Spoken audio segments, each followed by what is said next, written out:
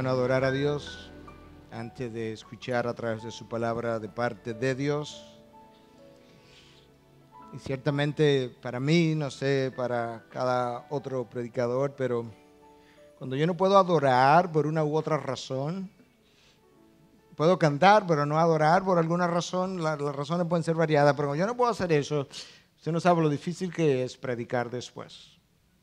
Pero cuando tú puedes entrar en la intimidad de Dios, permitir que Dios te ministre, pues cuando paras a predicar es la continuación de lo que vienes haciendo.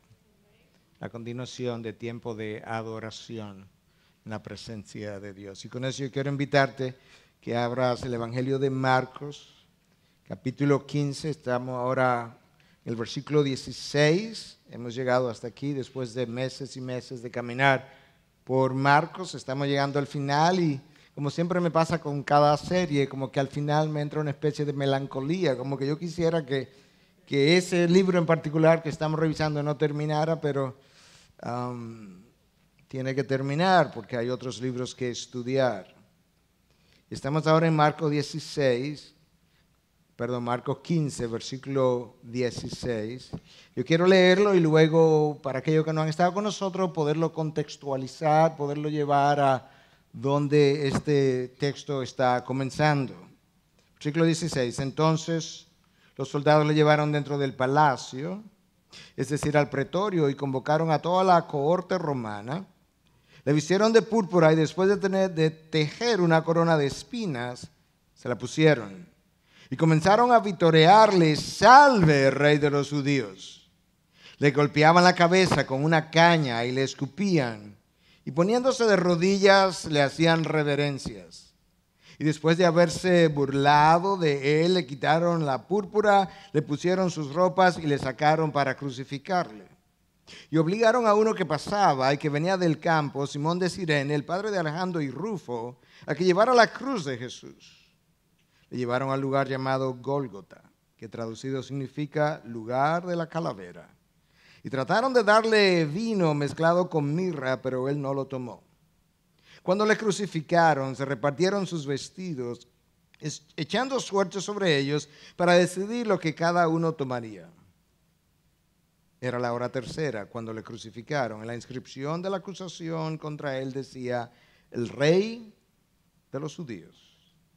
Crucificaron con él a 2 ladrones, uno a su derecha y otro a su izquierda. Y se cumplió la escritura que dice: y con los transgresores fui contado. Y los que pasaban le injuriaban, meneando la cabeza y diciendo: bah, tú que destruyes el templo y en 3 días lo reedificas, sálvate a ti mismo, descendiendo de la cruz. De igual manera también los principales sacerdotes, junto con los escribas, burlándose de él, entre ellos decían: a otro salvó, a sí mismo no puede salvarse. Que este Cristo, el Rey de Israel, descienda ahora de la cruz, para que veamos y creamos. Y los que estaban crucificados con él también le insultaban. Padre, una y otra vez, nosotros leemos estas palabras y las creemos. Pero si no supiéramos que vienen de ti, sería hasta difícil creer que esto pudo haber pasado de esta manera. Es un pasaje conocido, es un pasaje trillado, es un pasaje enseñado, predicado múltiples veces. Es un pasaje familiar. Y en la familiaridad del pasaje, ordinarizamos el dolor y el sufrimiento de Cristo. No lo permita hoy. Abre nuestros ojos, sensibiliza nuestra conciencia, ilumina nuestro entendimiento. Llévanos a donde no hemos llegado en este pasaje. Tómanos donde estamos y déjanos donde tú quieres llevarnos. Te lo pedimos en Cristo Jesús. Amén, amén. Bueno, Jesús ha sido juzgado. Ha sido juzgado por el Sanedrín, ha sido juzgado por Pilato, ha sido juzgado por Herodes y ha regresado a Pilato. El Sanedrín lo encontró culpable, culpable de blasfemia. Dice ser hijo de Dios, dice ser Dios mismo. Es reo de muerte, merece morir. Pero no podemos quitarle la vida, hay que llevárselo a Pilato. Pilato lo entrevista, le cuestiona, no encuentra falta con él. ¿De dónde eres? ¿De Galilea? Se lo manda a Herodes, llévaselo a Herodes, a ver qué de Herodes opina. Herodes lo pone a juicio, lo entrevista, le pregunta, no encuentra falta con él. Devuélveselo a Pilatos, él es el gobernador de Judea, él que resuelva. Pilato nuevamente está conversando, enjuiciando, cuestionando a Jesús. Y Pilato no encuentra falta con Jesús. Lo encuentra inocente. A Pilato no le faltó discernimiento para entender la inocencia de Jesús. Le faltó integridad y le faltaron agallas para declararlo lo que él sabía que era. Pilato era un hombre manejado por el temor, manipulado por su propio temor, y ahora él está una vez más siendo manejado por la multitud en la dirección de su temor. Cuando tú lees los otros evangelios nos completan el cuadro de lo que aquí está ocurriendo. Juan capítulo 19, versículo 18 nos habla de la interacción que Pilato está teniendo con las autoridades judías y cómo ellos le dicen que tienen que condenarlo y que ellos no tienen ninguna otra ley que no sea la ley la ley de su tradición, de su religión, y que de acuerdo a esa ley él es culpable, digno de muerte, porque él es un blasfemo. Y el texto de Juan 19, 8 dice: entonces Pilato se atemorizó aún más. No puedes pasar por alto la frase aún más. Él viene atemorizado. Cuando los judíos le dicen, este hombre dice ser Dios, él se atemoriza aún más. Y no sabemos qué lo movió en esa dirección, pero quizás Pilato comienza a preguntarse, ¿y si es cierto lo que este hombre está verbalizando?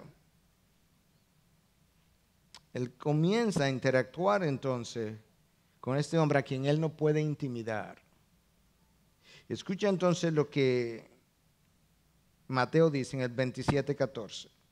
Estoy tratando de completar la escena de lo que aquí está ocurriendo para que nosotros podamos entender mejor qué está en el corazón de Pilato, qué está en su mente, qué está pasando. En un momento dado, Mateo 27:14 dice que Jesús no le respondió a Pilato ni una sola pregunta, por lo que el gobernador estaba muy asombrado. Pilato está asombrado, está atemorizado, él está intimidado, él está confuso, confundido, él está convencido también de la inocencia de Jesús, y en medio de todas esas emociones, él no sabe qué hacer. Él no sabe qué responder, él no sabe cómo actuar. Y si tú ves el texto de Juan 19 un poco más a fondo, entonces tú comienzas a entender por qué Pilato realmente estaba atemorizado. Juan 19:9 dice: entró de nuevo al pretorio y dijo a Jesús: ¿de dónde eres tú? Y no sabemos exactamente si Pilato estaba preguntándole de dónde nació o si estaba tratando de indagar. Cuidado si verdaderamente tú no eres de este mundo. Cuidado si tú eres algo que yo como que estoy percibiendo, que hay algo diferente en ti. ¿De dónde eres? Pero Jesús no le dio respuesta. Pilato entonces le dijo: ¿a mí no me hablas? ¿No sabes que tengo autoridad para soltarte y que tengo autoridad para crucificarte? Ahora Jesús responde: ninguna autoridad tendría sobre mí si no se te hubiera dado de arriba. Por eso el que me entregó a ti tiene mayor pecado. Pilato está atemorizado porque él está frente a un hombre a quien no puede manipular, a quien no puede controlar, a quien no puede intimidar, no puede atemorizar. Cuando a este hombre yo le hablo de autoridad, él me sale con que la autoridad que yo tengo me ha sido dada y que viene de arriba y que por tanto yo no puedo intimidarle con tal interrogatorio. ¿Te imaginas lo que es estar frente a un hombre de ese calibre?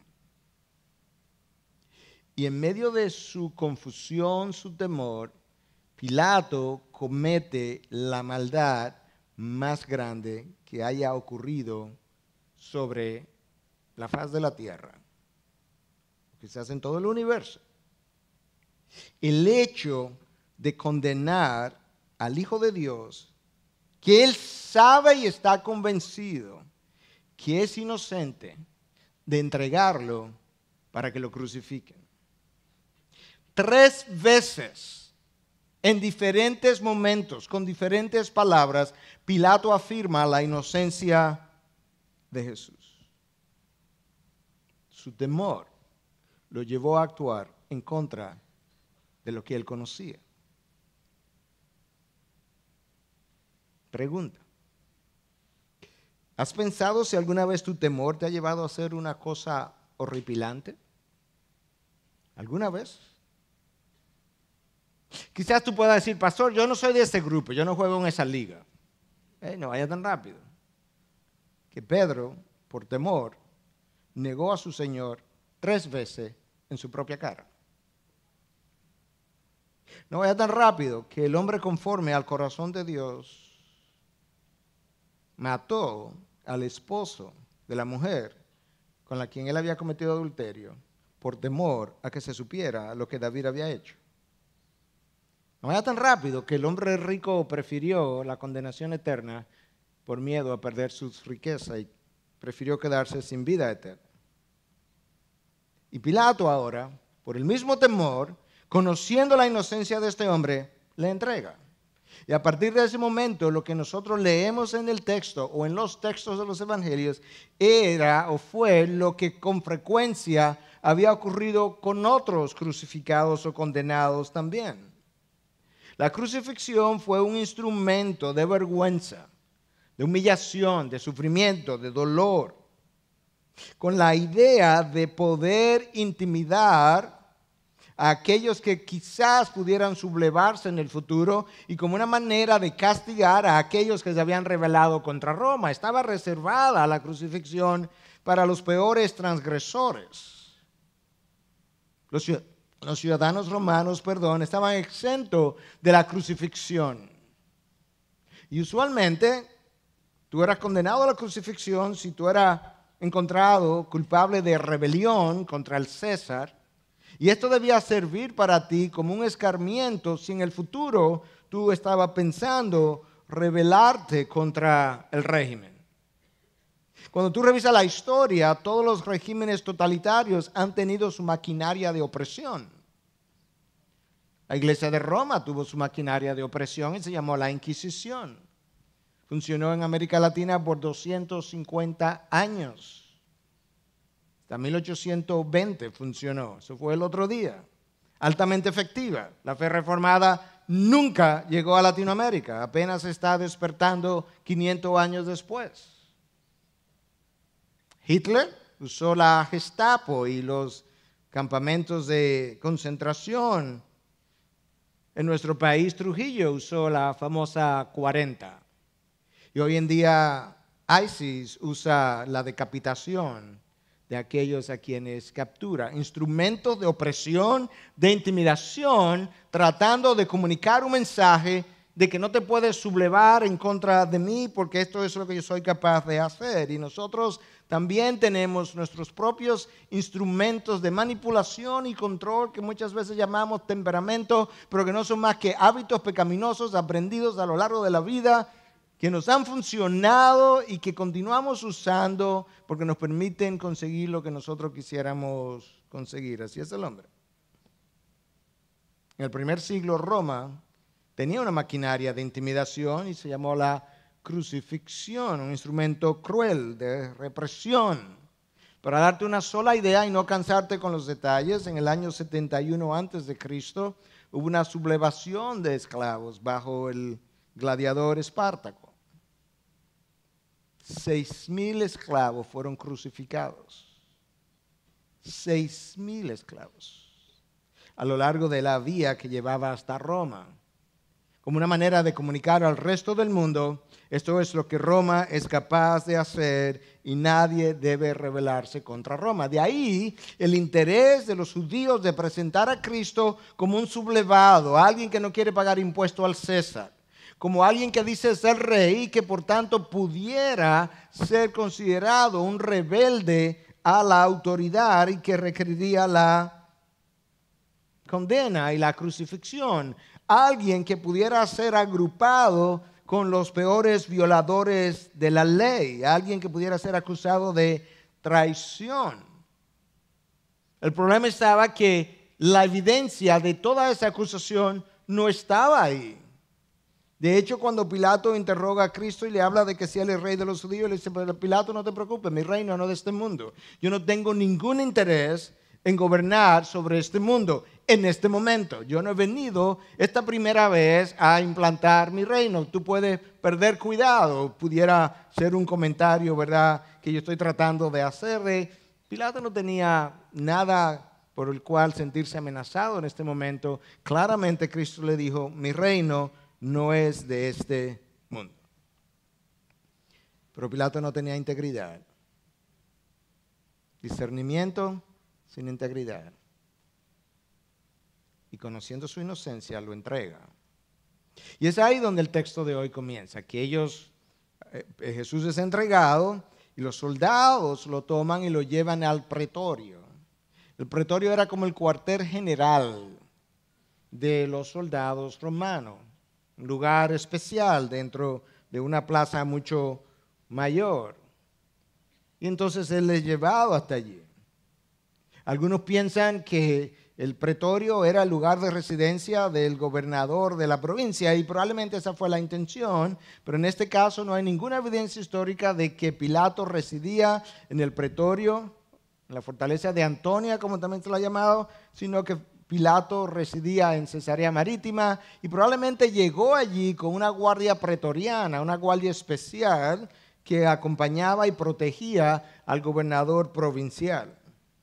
Entonces, cuando él es entregado a los soldados, estos soldados, toda una corte romana podía tener aproximadamente 600 soldados. Aquí hay un grupo grande protegiendo este juicio de un inocente, injusto. Y lo entregan, versículo 17, y entonces le vistieron de púrpura y después de tejer una corona de espinas se la pusieron y comenzaron a vitorearle: salve, rey de los judíos. El color púrpura era el color de los reyes, de la realeza, de la gente de influencia, de la gente de dinero. El texto no describe el manto púrpura que le pusieron, pero como la intención era la burla, podemos imaginarnos un manto roto o desteñido de algún soldado, algo que pudiera contribuir a la burla que estaba comenzando en ese momento. El texto de Mateo dice que le quitaron sus ropas y le pusieron entonces este manto y luego la corona de espina que iba a contribuir a la atmósfera de burla que estaban tratando de presentar ante el resto.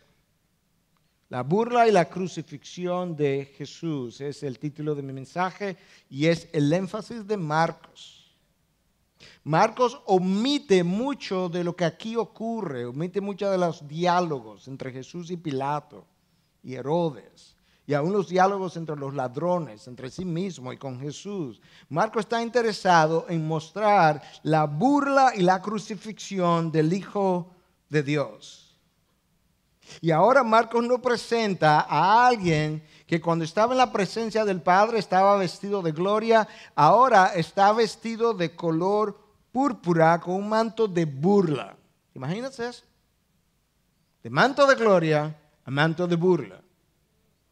Alguien que dejó la adoración de los ángeles, que de la gloria y la adoración de los ángeles pasa ahora a la burla de los hombres. Y lo hace en silencio. Le colocaron una corona de espinas. Al Cristo, que en un momento dado había estado coronado de esplendor, ahora está coronado de espinas. Y créeme, con toda probabilidad, el dolor mayor no fueron las espinas. Es el dolor de la burla, el irrespeto por la dignidad humana, el respeto por la reverencia a la santidad de Dios. Es lo que está ocurriendo en el sentido emocional, espiritual, real, existencial.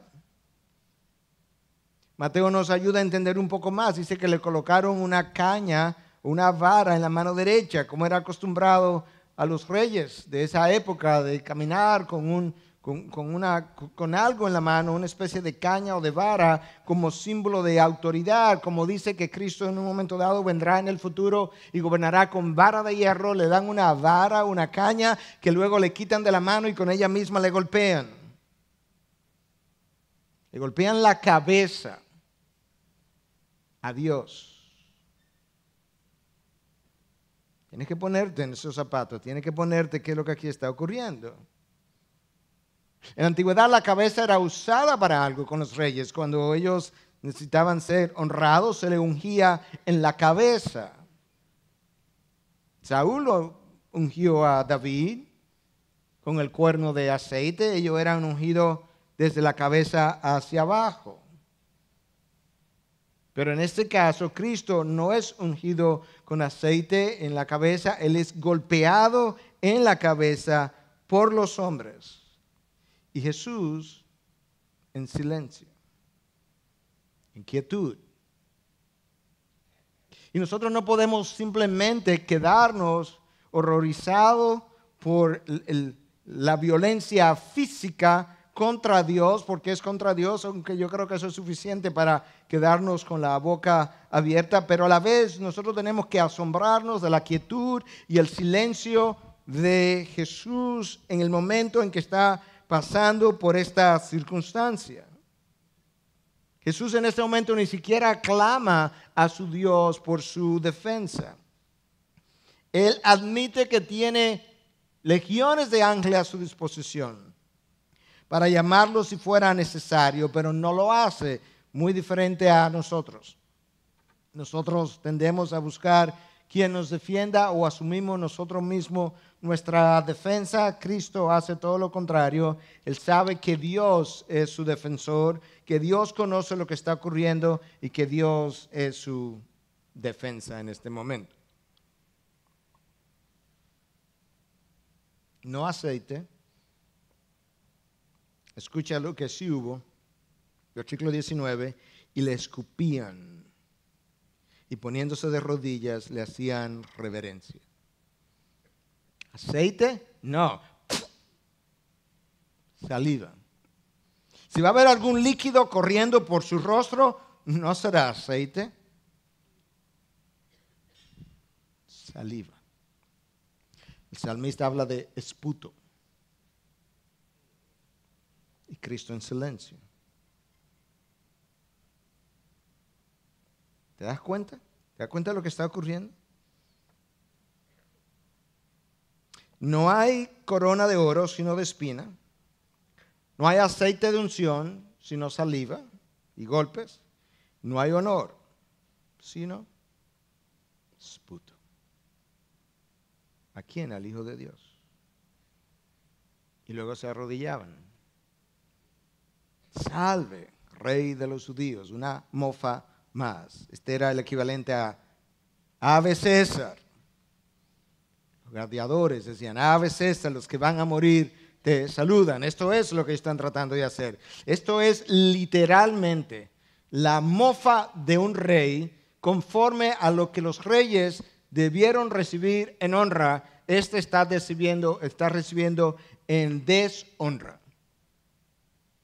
Visto desde la antigüedad, profeta Isaías, el profeta mesiánico, viendo a través de los ojos de Dios, mira hacia el futuro y me pregunto, quizás ni él mismo entendía exactamente lo que estaba escribiendo, pero en Isaías 56 dice, di mis espaldas a los que me servían y mis mejillas a los que me arrancaban la barba. No escondí mi rostro de injurias y esputos. Isaías, hablando del Mesías. nota la forma como el texto lo describe. Él fue latigado, pero Cristo dice, yo di mi espalda voluntariamente. Me alaban la barba. Le di el rostro para el esputo. Lo profetizado siendo realizado. Pregunta. ¿Representa esa tu actitud y la mía? Porque ciertamente es bajo esta circunstancia donde tú y yo somos probados. En la honra nadie es probado y nadie es crecido. Es en la deshonra donde somos probados y donde Dios nos ayuda a crecer. Nadie está listo para ascender hasta que no haya descendido. Ni en la vida de Cristo se ha dado de esa manera. Cristo descendió a lo profundo para ascender hasta lo sumo. Ese es el modelo. En el reino de los cielos, la manera de ascender es descendiendo. Y Cristo está dejando el ejemplo. Está siendo burlado, corona de espina, eventualmente él será coronado por su Padre a su diestra. Versículo 20, después de haberse burlado de él, esa es la clave, esa es la acción, eso es lo que se está haciendo ahora. Le quitaron la púrpura, le pusieron sus ropas y le sacaron para crucificarle. Tienes que entender que hay cosas que no están dichas todavía porque los otros evangelistas lo describen. Él ha sido, antes de ponerle el manto de púrpura, él ha sido flagelado. La flagelación era una acción altamente cruel y que dejaba expuesto muchas veces las vértebras, los huesos y en algunos casos hasta los intestinos. Se hacía con un pequeño látigo llamado el flagelo, flagellum romano, altamente temido, con varias trenzas y objetos de metal y piedras atadas, las cuales producían, como mencionamos en otra ocasión, contusión y a la vez laceración de la piel. Luego el manto. Pero recuerda que esto es una burla, de manera que no le están poniendo un manto sobre heridas causadas por ello de manera cuidadosa, para luego quitarle, arrancarle el manto. ¿Te imaginas el dolor de esto? Y luego volverle a poner sus propias ropas antes de llevarse. Tú lees estas palabras y tú casi no puedes creer que seres humanos hicieron esto a otro ser humano. Es casi impensable, inimaginable. Y mucho menos cuando tú piensas que esto se le está haciendo a un ser humano que ha sido la persona más benevolente, de mayor bondad, que jamás haya pasado sobre la tierra y que no le ha hecho ninguna maldad ni a Pilato ni a Herodes, quienes le encontraron inocente, ni a ninguno de esos soldados romanos. Y sin embargo que hay burla, sarcasmo, insultos, injuria, crueldad, ignorancia. Pastor, yo no soy de ese grupo. ¿Alguna vez te has burlado de alguien? ¿Alguna vez has hecho una gran maldad? ¿Alguna vez has sido cruel de palabras o de acción con alguien? ¿Alguna vez has usado el sarcasmo? ¿Alguna vez has hablado pecaminosamente de alguien para luego descubrir que hablaba de lo que realmente ignorabas? ¿Alguna vez? Si la respuesta es que sí, ya sabes de dónde salió todo esto en contra de Cristo, del corazón del hombre. Ya sabes de algo más. Ya sabes que es posible que un ser humano haga esto a otro ser humano. Y sabes algo más, que nosotros no estamos muy lejos de la condición humana de aquellos que perpetraron esta maldad. Es mucho más fácil decir todos nos hemos quedado cortos de la gloria de Dios que decir todos nos hemos quedado cerca de la mayor maldad humana que se haya cometido. Déjame decir eso otra vez. Es mucho más fácil decir todos nos quedamos cortos de la gloria de Dios que decir todos nos quedamos cerca de la mayor crueldad humana que se haya cometido. Si no me crees, le preguntas a Pedro cuando llegues al cielo. Si piensas que lo de Pedro no fue tan malo, le preguntas a David cuando llegues al cielo. ¿Cómo puede ser, David? Conforme a tu propio corazón, ¿cómo puedes matar a ese hombre? Y ahora puedes entender mejor lo terrible de la caída de Adán y Eva. ¿Hasta dónde se desplomó la raza humana cuando transgredió la ley de Dios? Ahí está Cristo siendo burlado. El acusado, entonces, después de ser flagelado, hay diferentes teorías, si pudiéramos decirlo, de dónde Cristo fue flagelado. Algunos piensan que fue ahí mismo en el pretorio, otros piensan que no, que probablemente fue la residencia de Herodes, donde haya sido. Ese no es el punto es que fue flagelado. Entonces el acusado era llevado desde el lugar de la flagelación al lugar de la crucifixión a través de una procesión. Y la procesión era a través del pueblo. Recuerda, la idea era dolor, flagelación, vergüenza, una procesión, que usualmente era desnudo.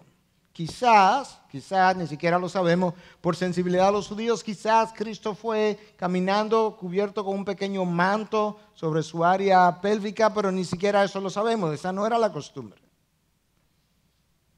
Y era llevado fuera de la ciudad con la intención, en primer lugar, esta crucifixión que va a ocurrir, no la queremos dentro de la ciudad. Esto es algo de vergüenza, todo el mundo tiene que verlo, aquellos que transitan, aquellos que salen de la ciudad, aquellos que vienen de la ciudad deben verlo. Por tanto, la vía principal frecuentemente era elegida para los crucificados. Y en segundo lugar, no queremos a alguien condenado tan malvadamente que muera dentro de la ciudad. Y eso es lo que está ocurriendo con Cristo en este momento. Y entonces desde el lugar de la flagelación al lugar de la crucifixión, el crucificado era obligado a llevar la parte horizontal de la cruz sobre sus hombros, de esta manera, puesta sobre los hombros. Imagínate ahora los brazos flagelados, heridos, y los brazos son parte de lo que están llevando este patibulum, como le llamaban a la parte horizontal de la cruz, fuera de la ciudad. Lo que las autoridades romanas no sabían era cómo esto coincidía diosidencialmente, como decimos en nuestro país, con algo que había sido descrito en el libro de Levítico capítulo 16, que debía ocurrir el día de la expiación. Esta fiesta es la fiesta de la Pascua, pero desde el punto de vista de lo que va a ocurrir, Cristo en unos momentos va a expiar nuestros pecados en la cruz, de manera que visto desde otro ángulo, este es el día de la expiación nuestra. Y en Levítico 16, el día de la expiación, esto era lo que debía ocurrir. Aarón, el sumo sacerdote, llegaría al tabernáculo, traería un novillo, entraría al lugar santo, santísimo luego eventualmente, con un novillo y 2 machos cabríos. Y entonces él iba a ofrecer primero el novillo por sus propios pecados. Al llegar al tabernáculo él tenía que cubrirse, quitarse su ropa y cubrirse con un manto de lino fino, color blanco, tipificando la santidad de uno que vendría en el futuro a hacer esto. Y luego él tendría, después de ofrecer el becerro por su propio pecado, entonces él le ofrecería estos 2 machos cabríos, pero él tenía que echar suerte sobre los machos cabríos. De manera que uno de los machos cabríos sería dedicado al Señor y el otro macho cabrío sería elegido literalmente por lo que es traducido en nuestras Biblias como cabrío expiatorio o como macho expiatorio o en nuestro lenguaje vernacular chivo expiatorio. ¿Y qué ocurriría con ese? Bueno, simbólicamente Aarón pondría sus dos manos sobre la cabeza de este cabrío expiatorio. Una vez más, simbólicamente transferiría todos los pecados de la nación sobre él. Y ahora una persona que había sido designada tomaría el macho cabrío, lo sacaría de la ciudad y lo soltaría en el desierto para que fuera devorado por las bestias, porque él merecía morir, porque como simbólicamente estaba cargando con todos los pecados del pueblo, no debía quedar dentro de la ciudad, sino fuera, y debía ser llevado, y luego la persona retornaría dentro de la ciudad. Eso es exactamente lo que está ocurriendo con Cristo. Cristo es el cabrío expiatorio que está cargando con todos los pecados del pueblo, de la humanidad, que está siendo llevado por otro fuera de la ciudad para ser crucificado por otro, porque él merece morir, porque ha decidido cargar y tomar sobre sus hombros la responsabilidad de los pecados de todo el mundo. Los romanos no sabían que ellos estaban cumpliendo de alguna u otra manera con algo que ya Dios había tipificado en el día de la expiación. Ese macho cabrío en el hebreo era denominado Azazel, con Z dos veces, Azazel. Nuestras traducciones lo tienen de otra manera.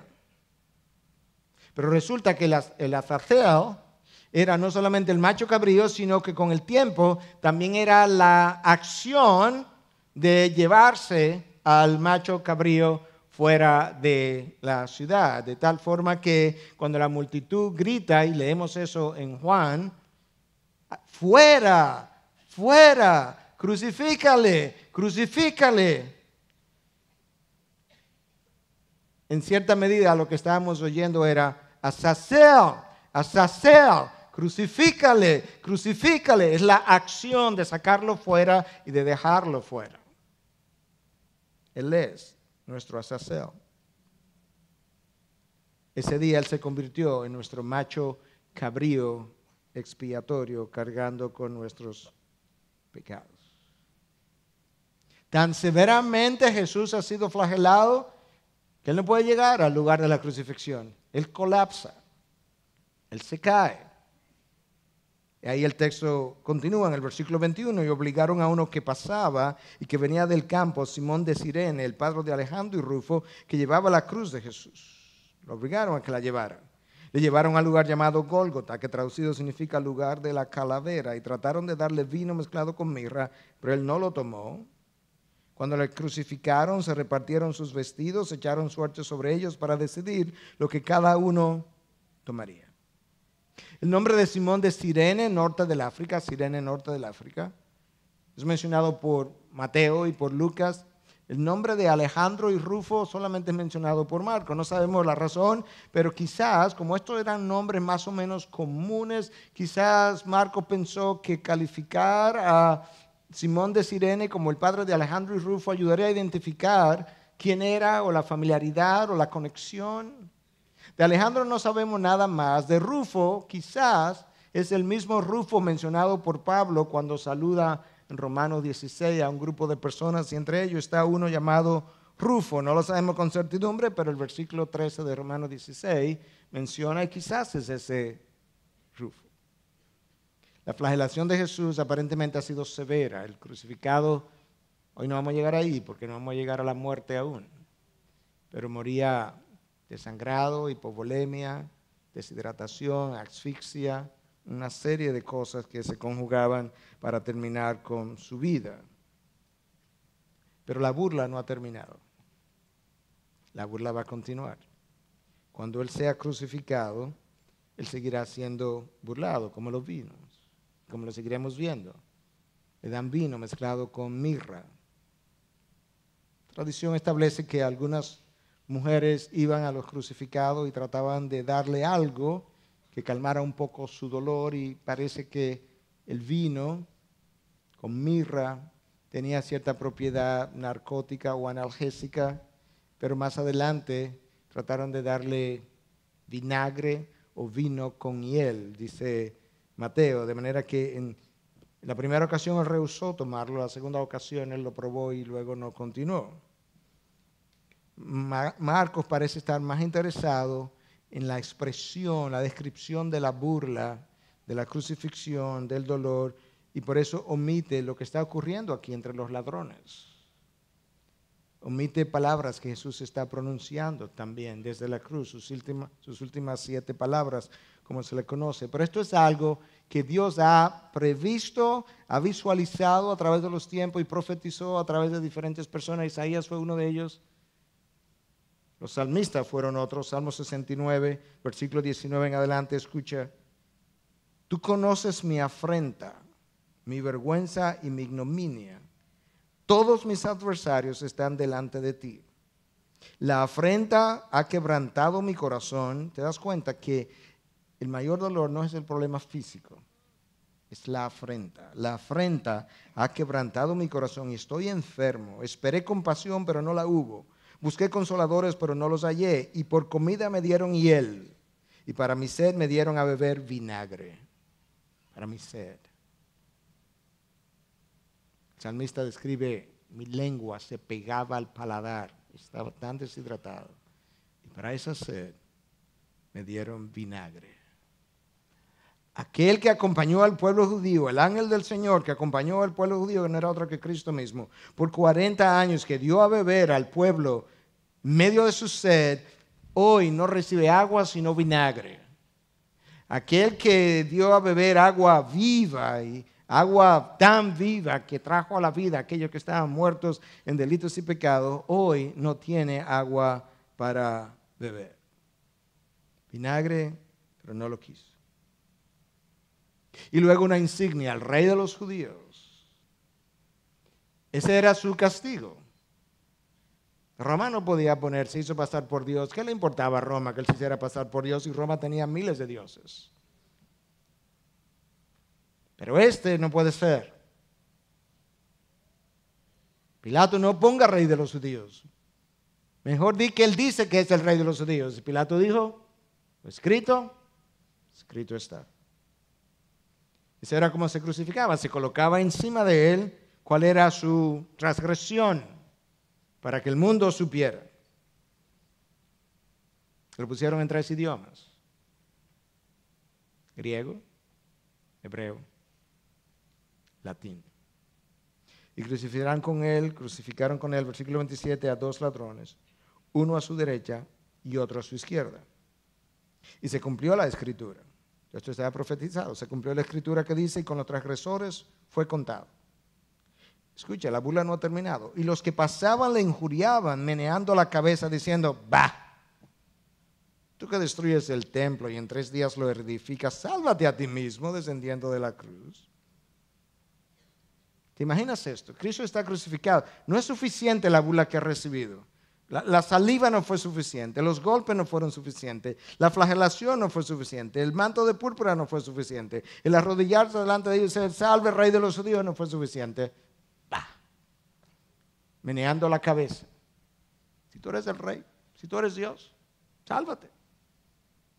Versículo 31, de igual manera también los principales sacerdotes con los escribas, burlándose de él entre ellos, decían, a otro salvó, a sí mismo no puede salvarse. Aquí hay una burla de parte de los soldados romanos. Aquí hay una burla de parte del pueblo que pasa por las calles, por la calle donde estaba, por el lugar donde estaba. Y aquí hay una burla de parte de los sacerdotes y los escribas. Aquí todo el mundo está participando en la burla. De la misma manera, todo el mundo está participando en el pecado que lo colgó en la cruz. ¿Qué decían los sacerdotes? ¿Qué decían los escribas? A otro salvó, a sí mismo no puede salvarse. Que este Cristo, Rey de Israel, descienda ahora de la cruz para que veamos y creamos.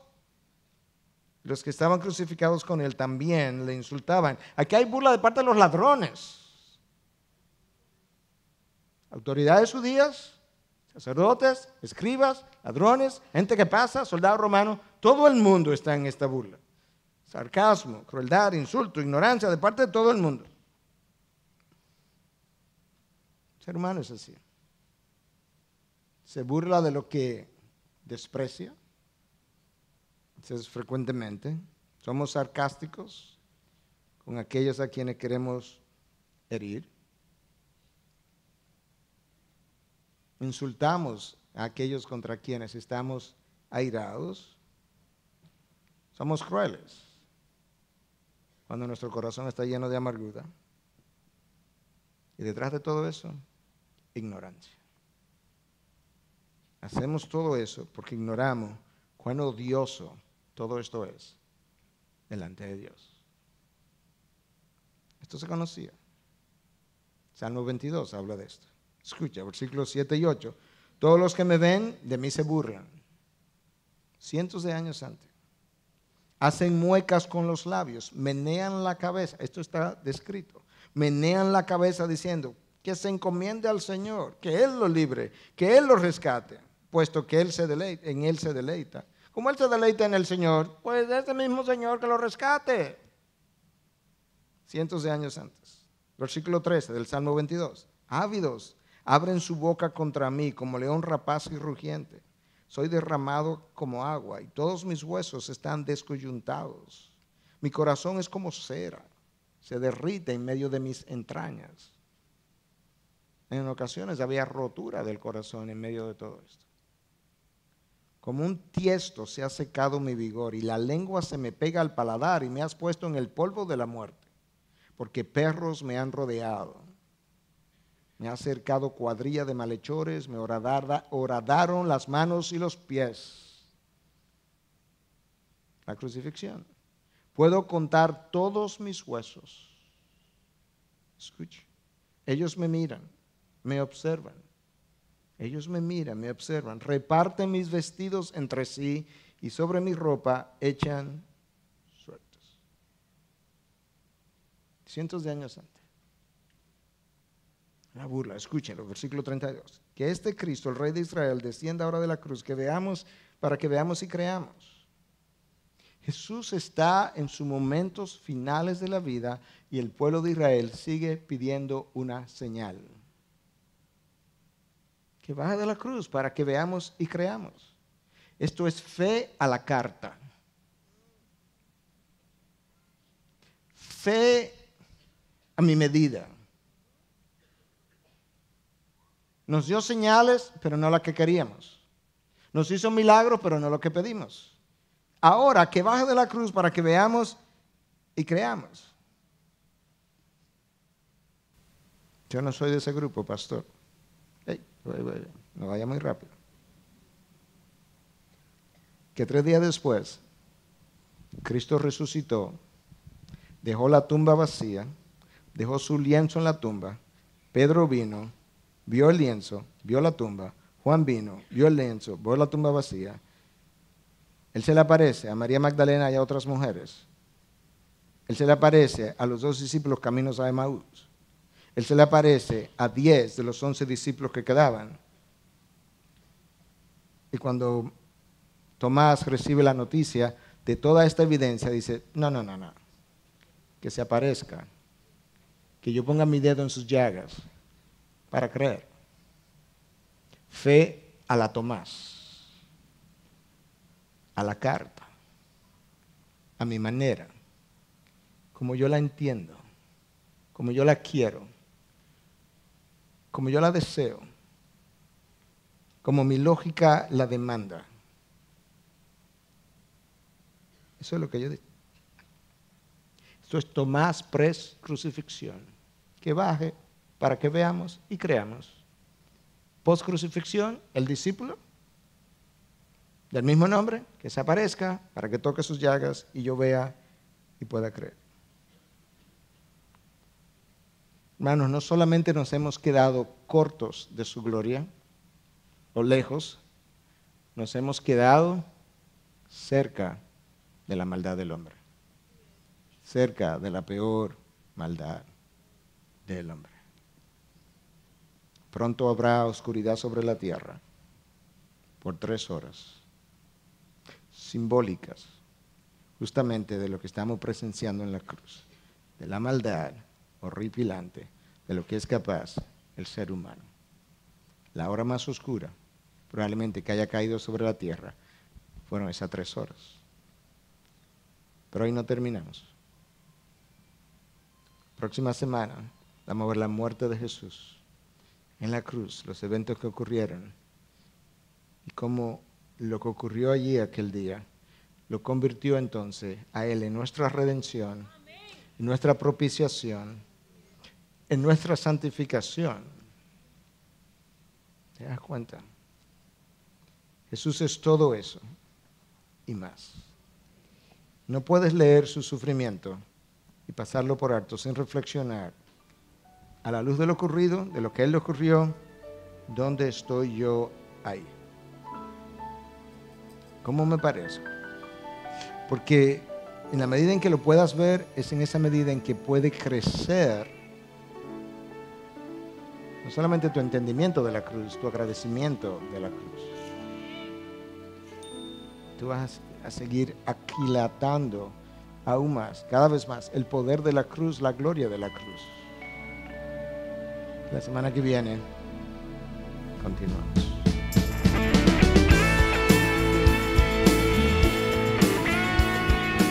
Esta es una producción que llega hasta ustedes gracias a los aportes de individuos y empresas comprometidos con la defensa de la fe. Para más información, preguntas y comentarios, visite nuestra página de internet www.integridadysabiduría.org. En esta página encontrará información sobre la producción de este y otros recursos que ponemos a su disposición, como también las formas en las que usted puede contribuir con la producción de programas como estos. Les invitamos nuevamente a visitar nuestra página de internet www.integridadysabiduría.org. Será hasta la próxima, cuando nos reencontremos en su palabra.